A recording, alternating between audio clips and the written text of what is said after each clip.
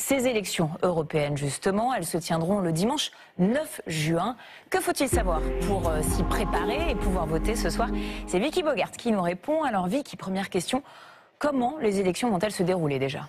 Tout se jouera donc en un seul tour le dimanche 9 juin. On ne va pas voter pour une personne en particulier comme on le fait pour la présidentielle, mais pour une liste nationale de candidats souvent associés à un parti politique. Des listes qui en France doivent respecter la parité homme-femme.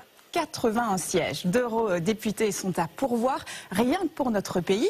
Ils seront répartis entre les listes ayant obtenu plus de 5% des suffrages. C'est un mode de scrutin proportionnel. En clair, plus une liste récolte de voix, plus elle obtient un nombre de sièges important. Les eurodéputés sont élus pour 5 ans, avec pour mission de donner leur accord ou non sur la majorité des lois européennes. Alors comment savoir si je suis bien inscrit sur les listes électorales? C'est très simple, il suffit de vous rendre sur le site dédié service-public.fr et de choisir l'onglet démarches et outils. Ensuite, interrogez votre situation électorale.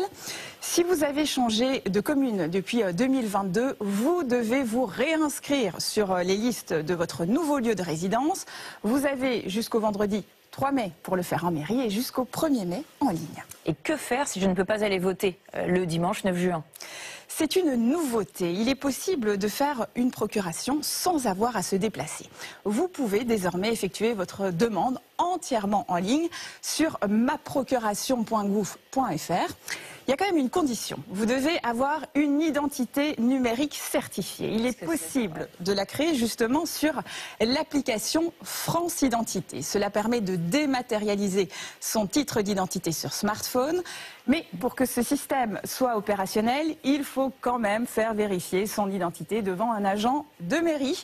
La nouvelle carte d'identité au format carte bancaire est aussi nécessaire.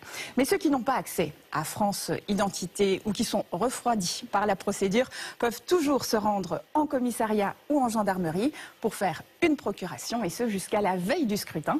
N'importe quel électeur peut vous remplacer, même s'il est inscrit dans une commune différente.